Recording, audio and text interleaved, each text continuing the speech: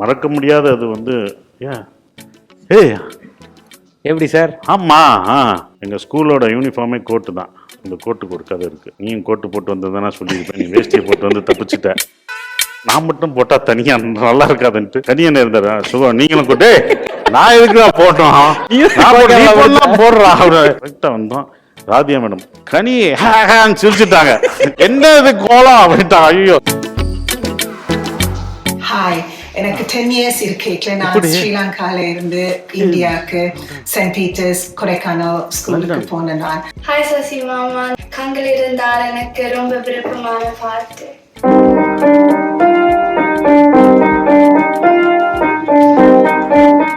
Hi Sasi sir, எப்படி இருக்கீங்க? நான் உங்கள் வீட்டுக்கு போய் இந்த ஒலிம்பிக்கில் உனக்கு தங்கம் கிடைக்கலாட்டி பரவாயில்ல, நான் தங்க செயின் போடுறேன். அதாவது உங்களுடைய பழைய நினைவுகளை பற்றி பேசணுங்கிறாங்க, பள்ளிக்கூட நாட்களை பற்றி, அதில் செய்த சில சேட்டிகளை பேசணுங்கிறாங்க. 13 பேரை நாங்கள் வந்து படம் பார்க்க போனோம். அந்த தவறுன்றது படம் பார்க்க போனோம். படம் பார்க்க போகிறது நிறைய தவறு. அது எந்த தவறை சொன்னான்னு சொல்லி நம்ம மாட்டக்கூடாதுனால சேஃபா அப்படியே அப்படியே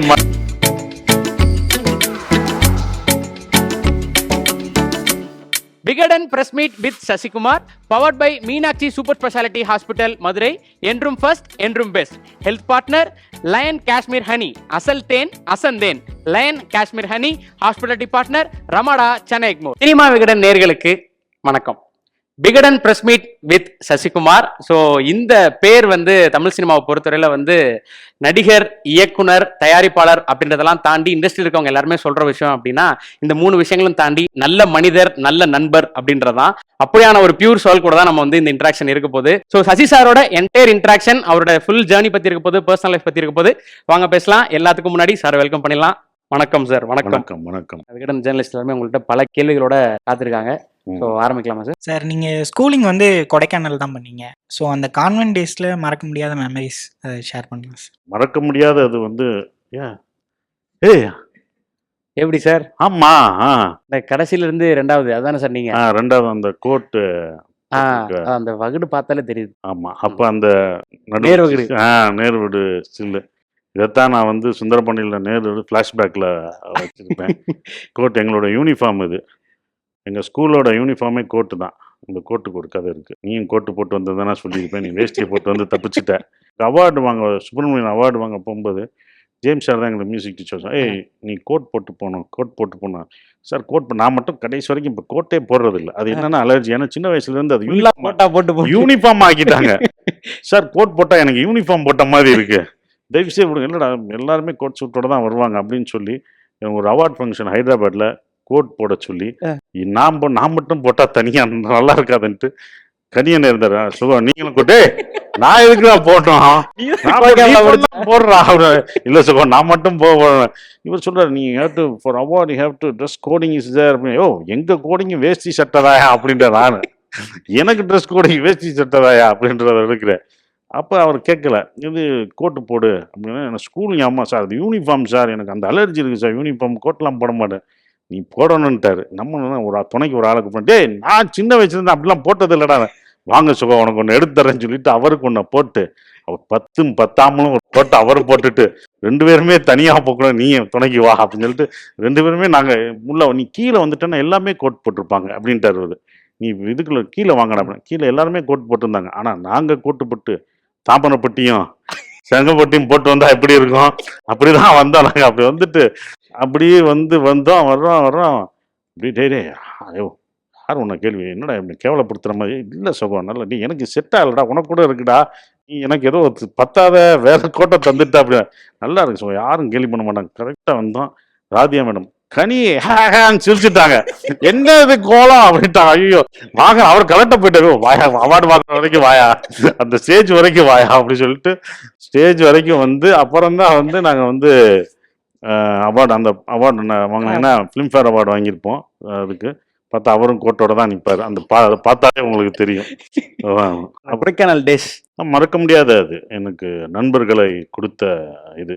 இப்போ வரைக்கும் எனக்கு வந்து காலேஜ் நண்பர்கள்லாம் எனக்கு பழக்கம் இல்லை, சினிமாவில் எனக்கு நண்பர்கள் கம்மி, இப்படியெல்லாம் கம்மியாக இருக்கும்போது இப்போ வரைக்கும் ஏன் இதெல்லாம் இருக்குன்னா எனக்கு ஸ்கூல் நண்பர்கள் தான்.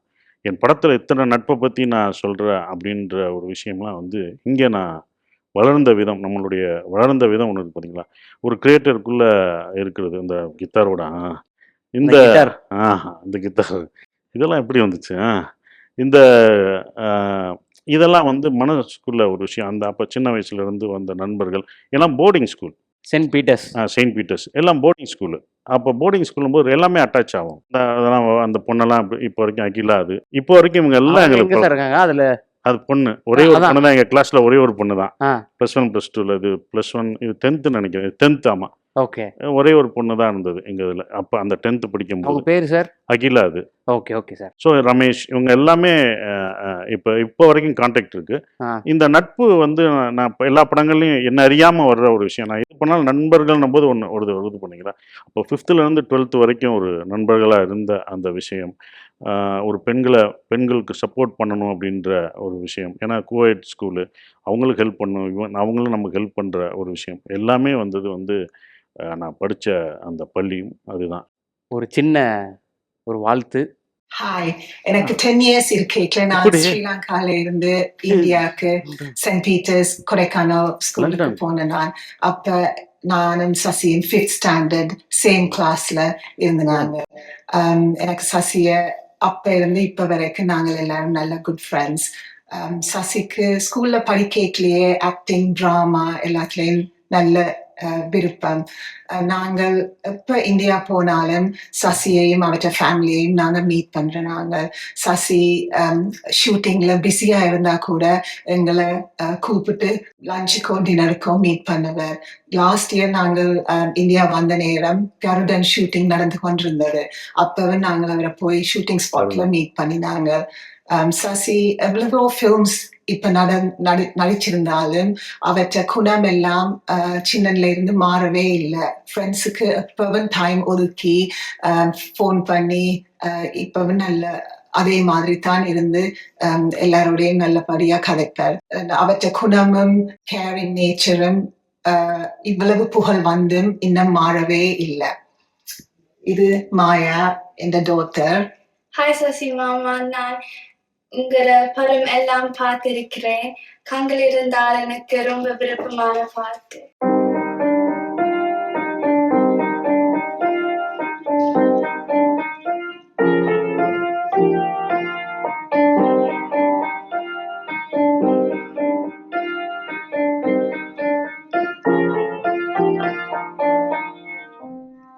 சசி, எங்கள் எல்லாருக்கும் ரொம்ப சந்தோஷம். We are so proud of your achievements and all our best wishes to you and to your lovely family. ஓ, எப்படி சார்? எப்படி வாங்கினீங்க? அவங்க தானே இவங்க? ஆமா, மைத்திலி. இவங்க மைத்திலி. ஓகே. என்னோட 5th ஸ்டாண்டர்ட்ல இருந்து இப்போ வரைக்கும் ஒரு நட்பு அப்படின்னு சொல்றோம் பார்த்தீங்களா, அது வந்து எல்லாருக்கும் வந்து ஆண்கள் நட்பு ஒன்று இருக்கு, ஒரு பெண் ஒரு ஆண் அப்படின்ற ஒரு நட்பு ஒன்று. அது நம்ம வந்து படத்துல தான் கேள்விப்பட்டிருக்கோம். நான் வாழ்க்கையில் அனுபவிச்சது ஒரு நல்ல நட்பு வந்து மைத்திலி. சூப்பர். என்னோட 5th ஸ்டாண்டர்ட்ல படிச்ச ஒரு பொண்ணு இப்போ வரைக்கும் பாருங்க நண்பர்களாகவே இருக்கும். அதோட இன்னொன்று என்னன்னா, என் பசங்களும் அவங்க பசங்களும் இப்போ சேர்ந்து அவங்க வந்தாங்கன்னா, அவங்க பேசிகிட்டு இருக்கும்போது இது பண்ணும்போது நாங்கள் பார்ப்போம். நம்ம சின்ன வயசில் பார்த்ததை வந்து நம்ம சின்ன வயசில் எப்படி நட்பாக இருக்குமோ நம்ம பசங்க அடுத்து ஜென்ரேஷன் நட்பாக இருக்காங்க அப்படின்ற ஒரு விஷயம் இருந்தது பார்த்தீங்களா, அதுதான். ரொம்ப அப்போ அவங்க வந்து ஆக்சுவலாக அந்த டைம் வந்து ஸ்ரீலங்காவில் ப்ராப்ளம் இருந்த டைம். அவங்க ஸ்ரீலங்காவிலேருந்து தான் வந்தாங்க. அவங்க அப்பா ரொம்ப கஷ்டப்பட்டு மகள்களை வந்து ஸ்கூல்லே விட்டுட்டு இவங்க வந்து ஸ்கூலில் தான் இருப்பாங்க. எங்கேயும் அவர் வந்து லண்டன் போயிட்டார். ஸோ அவர் சம்பாரித்து தான் அவங்கள, அவர் அங்கே செட்டில் ஆன பிறகு தான் இங்கே கூப்பிடணும்.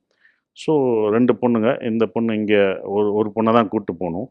அப்போ ஒரு பொண்ணை இங்கே விட்டுட்டு ஒரு பொண்ணை கூப்பிட்டு போயிட்டாங்க. அப்போ மைத்திலி வந்து எங்கள் ஸ்கூலில் தான் இருந்தது. எல்லாருமே ஸ்கூல் ஹாலிடேஸ்க்கு ஒவ்வொரு வீட்டுக்கு எல்லாருக்கும் போவாங்க. அவங்க போக முடியாது, ஏன்னா அவங்களுக்கு வீடே இல்லை அப்போ. ஸோ அவங்களுக்கு இந்தியா தான் வீடாக இருந்தது. இப்போ வரைக்கும் அந்த ஈழத்தமிழர்களுக்கு இந்தியா மனசில் நம்ம எப்போதும் கொடுக்குறோம் பார்த்தீங்களா, அந்த மாதிரி தான் அப்போயும் நாங்கள் கொடுத்து வரோம். அப்போ என்னென்னா, அவங்க வந்து எல்லாரோட வீட்டுக்கும் கூப்பிட்டு போவோம். ஒவ்வொருத்தவங்க வீட்டுக்கு, இந்த பொங்கல் வந்தால் அவங்க ஃப்ரெண்டு இன்னொருத்தவங்க வீட்டுக்கு போவாங்க, தீபாவளி வந்தால் வேற ஒரு ஃப்ரெண்டு வீட்டுக்கு. ஸோ அப்போ அந்த வீட்டோட ஞாபகம் வரக்கூடாதுன்ட்டு அப்போயே வந்து என்னென்னா ஒவ்வொருத்தவங்க வீட்டுக்கு அவங்கள கூப்பிட்டு போகிற ஒரு விஷயம். அந்த நட்பு அவங்க விளங்கின பிறகும் எங்களுடைய நட்பு தொடர்ந்துச்சு. இன்னும் எங்கள் ஃபேமிலி ஃப்ரெண்டாக இருக்கிறது வர்றது அப்படின்றது மறக்க முடியாத ஒரு நட்பாக இருந்தது. அவங்க பிரச்சனையை என்கிட்ட ஷேர் பண்ணுறதும் ஒரு நண்பர்களாக எப்படின்ற ஒரு விஷயம் இதோடையும் கூட தொடர்ந்து வருது. ரொம்ப சந்தோஷம். இப்போ அதான் எங்கள் படத்தில் ரிஃப்ளெக்ட் ஆகுது. அப்படி ரிஃப்ளெக்ட் ஆகுதுன்னு நினைக்கிறோம். அதுதான் ஒன்று. Super sir. ஸோ சின்ன ஒரு சர்ப்ரைஸ் உங்களுக்கு பிளான் பண்ணலாம் அப்படின்ட்டு தான் அங்கே லண்டனில் போயிட்டேன், அதான் எப்படி வாங்கினேன்னு தெரில. சார் இன்னொரு ஃபோட்டோவில் எனக்கு கிட்டார் வச்சுருந்தீங்களா சார்? மியூசிக்கு அந்த இதில் அப்போ ஆர்வமா? ஏன்னா நீங்கள் மட்டும் தான் கிட்டார் வச்சு கௌதம் மேனன் சாரோட ஹீரோ மாதிரி இருக்கீங்க. அதை பாருங்க, அதை வச்சு நடிச்சிருக்கேன். அப்பயே பாடுற வேற வாய அடிச்சதுனால பாடுற மாதிரி. இந்த சின்ன வயசு ஃபோட்டோ எந்த படத்தில், மாஸ்டர்ஸ் படத்தில் டேரக்டர் உங்கள் ஃபோட்டோலாம் கொடுங்க சின்ன வயசு வைக்கணும் அப்படின்னு சொன்னவர். நான் இந்த ஃபோட்டோவை கொடுத்தேன் அவருக்கு. இந்த ஃபோட்டோ கொடுத்து விட்டேன். அப்படி எப்படி வச்சு கித்தார், இந்த கித்தார் வச்சுக்குவேன், நான் கித்தார் நல்லா வாசிப்பேன்னு நினச்சிட்டு அந்த படத்தில் வந்து சுகுர்த்துன்னு ஒரு சாங் வரும். ஒரு சாங் அதில் ஒரு கித்தார் பிட்டு இருக்கு. இந்த கித்தார் பிட்டு சசி தான் வாசிக்க போகிறாரு அப்படின்ட்டாரு. அவங்க பிளான் பண்ணிட்டாங்க. எப்படின்னோடனே அவர் தான் கித்தார் வாசி, அவருக்கு தான் சின்ன வயசுலேருந்து கற்றுருக்காருப்பா, கரெக்டாக தெரியும்ப்பான்ட்டாங்க. கரெக்டாக அவருக்கு தெரியணுன்னே நானும் போகிறேன். சார் என்ன சார் இன்னைக்கு என்ன சார் மாண்டேஜஸ் தான் எடுப்போம் சார், கித்தார் அப்படியான இந்த கித்தாரை கொடுத்துட்டாங்க, நீங்கள் வாசிக்கிறீங்க. நான் என்ன சார் என்ன சார் வாசிக்கணும் அப்படின்னா, நீங்கள் தான் சின்ன வயசுலேருந்து வாசிச்சுட்டு இருக்கேனுங்க, வாசிங்க இந்த டியூனுக்குன்ட்டாய. ஐயோ எனக்கு தெரியாது, அது சும்மா வருது, அது ஜேம்ஸ் சாரோட கித்தாரியா, நான் சும்மா கித்தார் வாசிக்கிறவன்ட்டு இருந்து வாங்கி அப்படின்னு நான் கொடுத்தேன். ஆனால் உண்மையாக நம்பிட்டீங்க போலுக்கணும். அப்புறம் இல்லை எனக்கு வராதுங்க, தப்பாக அமுக்கணும். அப்புறம் கித்தார் ஒருத்தர் நிஜமாவே வாசிக்கிற வர சொல்லி எங்கே கை வைக்கிறோம் எங்கன்னு அந்த பாட்டில் பார்த்தீங்கன்னா நான் வாசிச்சிருப்பேன் கித்தார். இந்த ஃபோட்டோ நான் மாட்டிக்கிறேன். அதனால இது எங்கேயுமே யார் கேட்டாலும் சின்ன வயசு ஃபோட்டோ, இந்த இப்போ கேட்பாங்க சார் உங்கள் சின்ன வயசு ஃபோட்டோ அப்படிங்கிற இந்த ஃபோட்டோ மட்டும் கொடுத்துட மாட்டேன் நார்மலாக. ஏன்னா மறுபடியும் கித்தாரை கொடுத்து கித்தார் நல்ல வேலைக்கு பியானோ வாசிக்காமல் இருந்தேன். அதான் அந்த மாதிரி இருந்தது. அவங்க டாக்டருமே ஒரு சின்ன ட்ரிபியூட் உங்களுக்கு கண்கள் கண்டால் ரொம்ப அருமையாக அவங்க மியூசிக் இதில் அந்த பொண்ணு மாயா நல்லா மியூசிக் இது பண்ணும். ஸோ ரொம்ப டச்சிங்காக இருந்தது. ரொம்ப தேங்க்ஸ் அவங்களுக்கு. ரொம்ப அழகாக இருந்தது. ஏன்னா அடுத்த ஜென்ரேஷனை பார்க்குறீங்களா, அவங்க குழந்தைய பார்க்குற அப்படின்ற ஒரு விஷயம் அவ்வளோ கஷ்டப்பட்டுருக்காங்க. இப்பயும் சில கஷ்டங்கள்லாம் படும்போது ஷேர் பண்ணுவோம். அந்த ஒரு நட்பு இருக்குது பார்த்தீங்களா, அதுதான் அது எல்லாருக்கும் தொடரணும் அந்த நட்பு அப்படின்றது ஆசைப்படுறேன். உங்களை விஷ் பண்ணி ஒருத்தர் யாருன்னு பார்ப்போம். ஓ இங்கிலீஷில் Shashi Kumar, congratulations for a new film in London, which is going to come at Sims. You've been very successful in your life. I'm very proud of you. Within people, they asked me to talk about you ஒன்னே பற்றி பேசணும்னு சொன்னாங்க. அதாவது வந்து பழைய நினைவுகளை பற்றி பேசணுங்கிறாங்க, பள்ளிக்கூட நாட்களை பற்றி. அதில் செய்த சில சேட்டிகளை பேசணுங்கிறாங்க. அது என்ன பண்ணுறது என்னன்னு தெரியல எனக்கு. 95, 96 ரொம்ப 30 வருஷம் ஆச்சு, எல்லாம் மறந்து போச்சு. But I try to recollect certain things. But last week உங்க ஓல்ட் ஸ்டூடெண்ட்ஸ்லாம் வந்திருந்தாங்க, கிளாஸ்மேட்ஸ், உங்களுடைய கிளாஸ்மேட்ஸு எல்லாரும் ஒரு 60 பேர் வந்திருந்தாங்க. அப்போ we missed you because of shooting வந்து யூ குடன்ட் மேக் இட் சொன்னாங்க. அது ரமேஷ்ங்கிற பையன் வந்து என்கிட்ட ஒரு கேள்வி கேட்டான். சார் எனக்கு இருக்கு எங்க எல்லாருக்கும் அப்படின்னா, என்னன்னு கேட்டேன். இந்த மாதிரி நாங்கள்லாம் ஒரு தவறு செய்து மாட்டிக்கிட்டோம், எல்லாரையுமே காலையில் 5 மணிக்கு முழங்கால் போட வச்சு அடி கொடுத்தீங்க, ஆனால் சசிகுமார்ட்ட வரும்போது மட்டும் அடிக்காமல் போயிட்டீங்க. அது எங்களுக்கு இன்னும் மனசில் கஷ்டமா இருக்கு சார். நீங்கள் next time old students meeting வரும்போது சசிகுமார் அடித்தாதான் எங்கள் மனசு ஆறுன்னு சொல்லி ரசிச்சாங்க. அப்போ நான் என்ன சொன்னேன்னா, என்னப்பா அவன் சசிகுமார்ட்ட வரும்போது உங்களை பார்த்தா எனக்கு அடிக்கணும் போல இருந்தது, சசிகுமார் முகத்தை பார்த்தோன்னா அடிக்கணும் வரல, முகம் வந்து பால் வடிகிற முகத்தினால வரல போட்டுருக்கு அப்படின்னு சொன்னால் எல்லாரும் சிரிச்சாங்க. Yes, you have been very, you are getting good name in your field. அதை you keep it up. Hopefully be successful in your life all the time. God will be with you. May God bless you, Shashi Kumar. All the best for your film, Nandan. Thank you, sir. Sham Babu sir, saint பீட்டர்ஸ்லேருந்து. Saint Peter's என்னோட principal அவர்.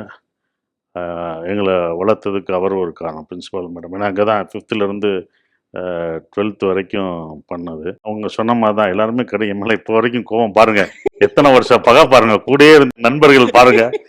என்னங்க சின்ன பையன் மாதிரி complaint பண்ணியிருக்காங்க, அதான் நடக்குது.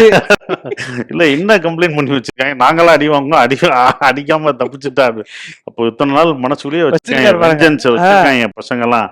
அப்படி போய் ஏன்டா அலுமினி வந்து நீங்கள் சேர்ந்து நல்லா இருக்கணும் அப்படின்னா நான் வரலன்னு என்னை பற்றி புறணி பிடிச்சிக்கிட்டு இருந்திருக்கீங்க. ஏதோ எங்க வெளியே அலுமினிய விஷயன்றது போய் சந்தோஷமா இருந்துட்டாங்கன்னா வராத என்னை பற்றி அவங்க வந்து புறணி பிடிச்சா அவரையே அடிக்கல, அடுத்ததான் தப்பிச்சுட்டான். அப்போ அந்த தப்பிச்சான்றது எத்தனை பேர் மனசுல பாதிக்கணும்.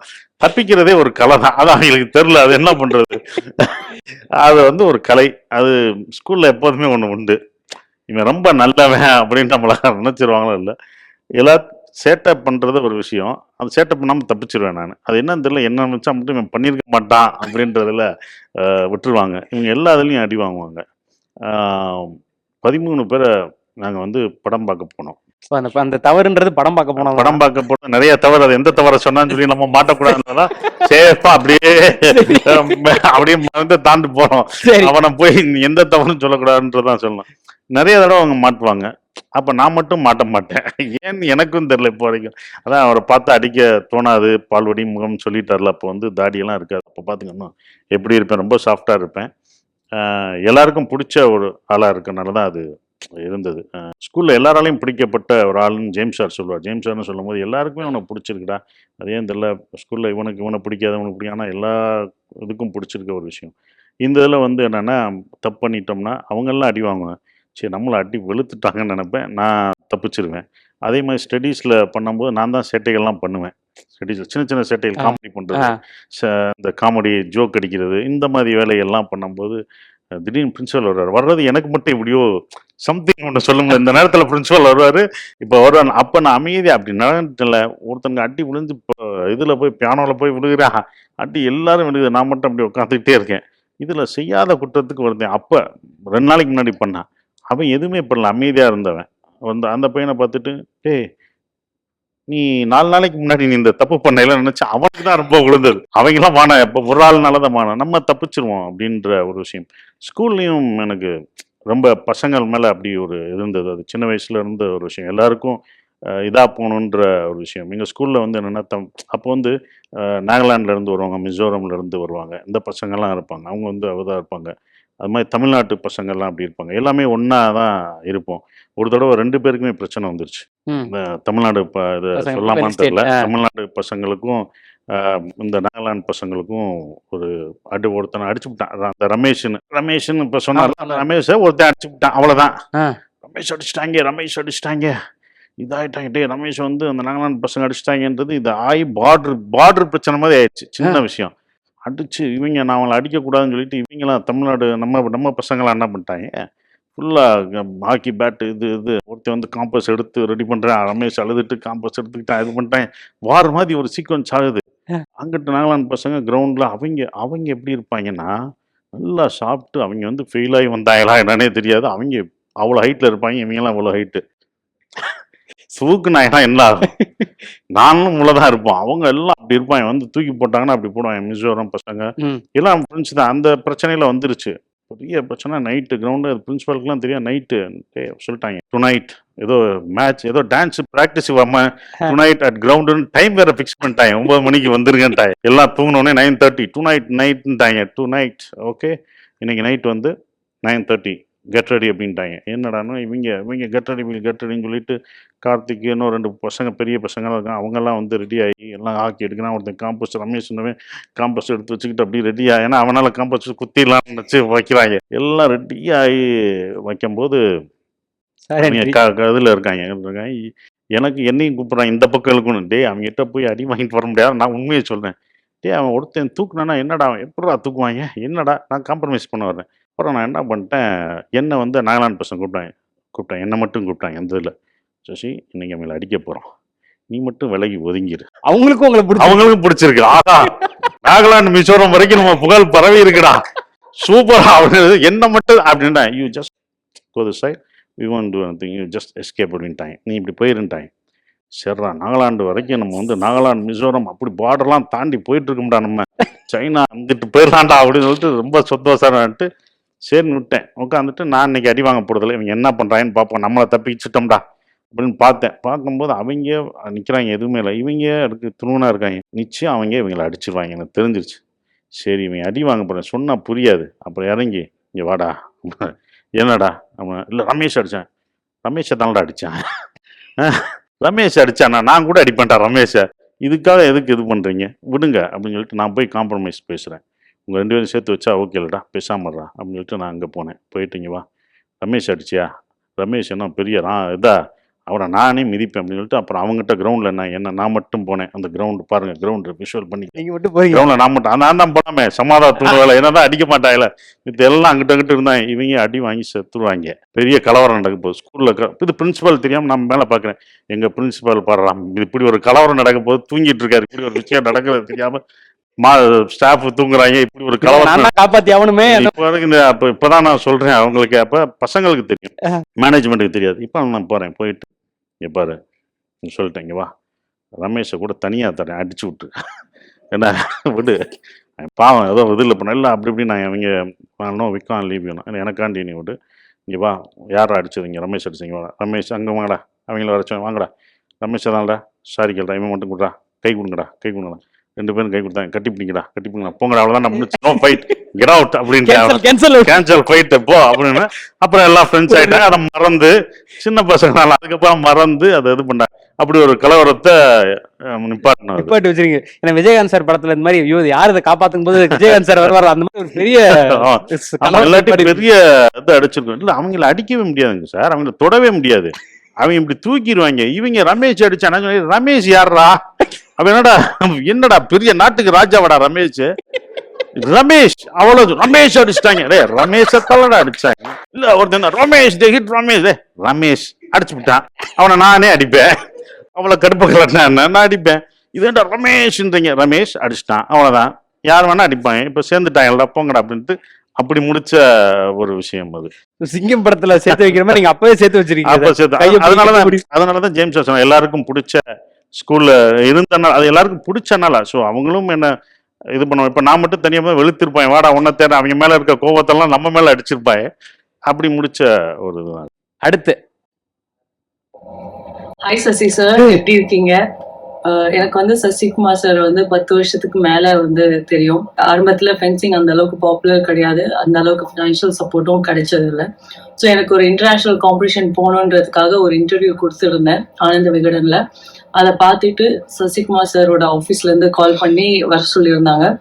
ஸோ நாங்கள் வந்து அவங்க ஆஃபீஸ்ல இருந்து யாராவது வந்து ஹெல்ப் பண்ணுவாங்கன்னு நினைச்சோம். பட் அங்கே போனதுக்கு நானும் அம்மாவும் போயிருந்தோம்.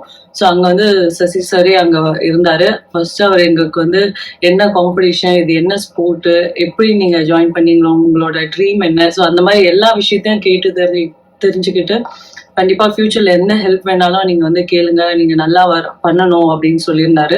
ஸோ அது வந்து ஒரு பெரிய சர்ப்ரைஸா இருந்தது. ஸோ அன்னில இருந்து இன்னைக்கு வரைக்குமே வந்து அவரு அதே மாதிரிதான் வந்து ரொம்ப சாதாரணமா ரொம்ப கிரவுண்ட் டு பர்சனா தான் இருந்துட்டு இருக்காரு. அண்ட் அதுக்கப்புறமா தான் நான் வந்து ஃபர்ஸ்ட் கோல்டு மெடல் வின் பண்ணேன் இந்தியாவுக்காக. ஸோ அதுக்கப்புறமா சார் பார்த்துட்டு கால் பண்ணி பேசி நேரில் பார்த்து சொன்னாரு. ஸோ அன்னிலேருந்து நான் எந்த ஒரு காம்படிஷன் போனாலும் எல்லா டைமும் நான் அவருக்கு வந்து இன்ஃபார்ம் பண்ணுவேன், என்னோட ரிசல்ட் வந்து அப்டேட் பண்ணிகிட்டே இருப்பேன்.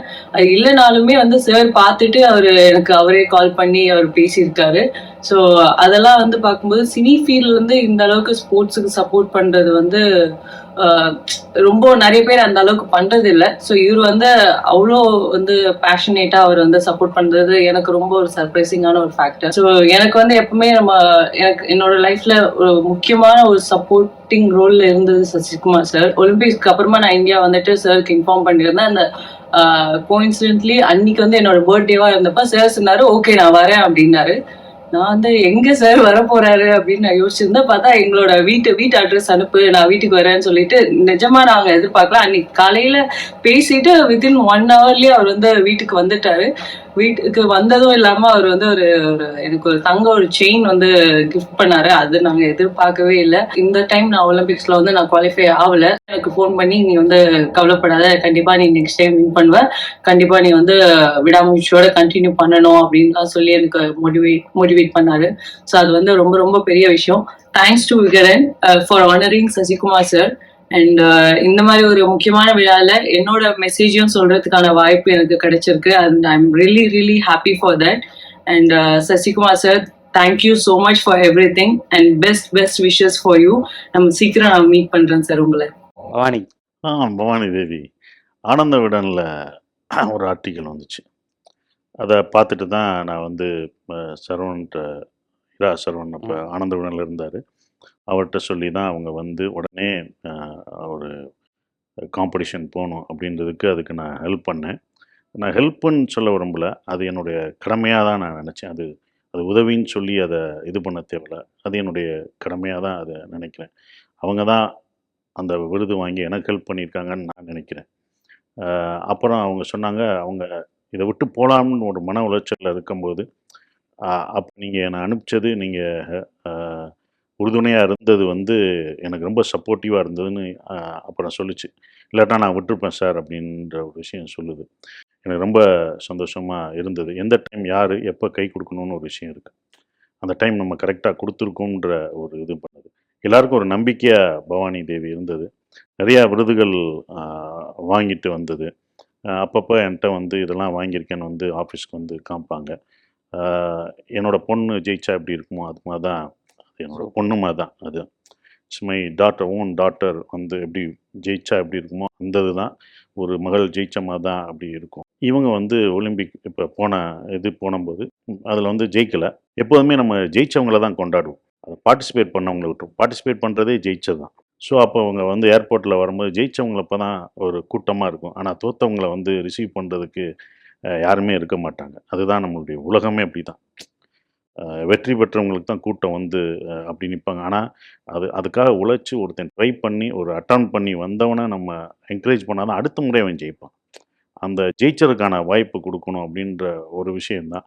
அவங்க ஒலிம்பிக்லேருந்து வந்தப்போ யாரும் அவங்கள ரிசீவ் பண்ணலை அப்படின்ற ஒரு விஷயம் எனக்கு தெரிஞ்சனால தான் நான் அவங்க வீட்டுக்கு போய் இந்த ஒலிம்பிக்கில் உனக்கு தங்கம் கிடைக்கலாட்டி பரவாயில்ல, நான் தங்க செயின் போடுறேன், இந்த தங்க செயினை கோல்டு மெடலாக நினச்சிக்கோ, இந்த கோல்டு மெடல் உனக்கு தான், இந்த கோல்டை நான் கொடுக்குறேன், அடுத்த முறை நீ கண்டிப்பாக ஜெயிப்ப அப்படின்னு சொல்லி அது இட்டாலியில் போய் ப்ராக்டிஸ்லாம் பண்ணுச்சு. அதுக்கான வால் பயிற்சிலாம் எடுத்துச்சு. பட் பண்ண முடியல, அந்த இதில் முடியல. நான் வர்றேன்னு சொன்னேன், நீ உள்ளே பார்ட்டிசிபேட் பண்ணால் நான் என்கரேஜ் பண்ணுறதுக்கு ஒரு சீட்டில் எங்கேயாவது நான் உட்காந்துருப்பேன் அப்படின்னு சொன்னேன். நிச்சயம் பார்ட்டிசிபேட் பண்ணி தான் நான் இருந்திருப்பேன் ஒலிம்பிக்கில் இருந்திருப்பேன். ஸோ இப்போ வந்து இல்லை, அடுத்த முறை அது பண்ணுது. அடுத்த முறை கண்டிப்பாக நான் போய் ஒரு இடத்துல அவங்க பார்ட்டிசிபேட் பண்ணும்போது ஒரு ஓரத்தில் நின்று நான் அவங்களுக்கு கை தட்டி என்கரேஜ் பண்ணிகிட்டு இருப்பேன். Super sir.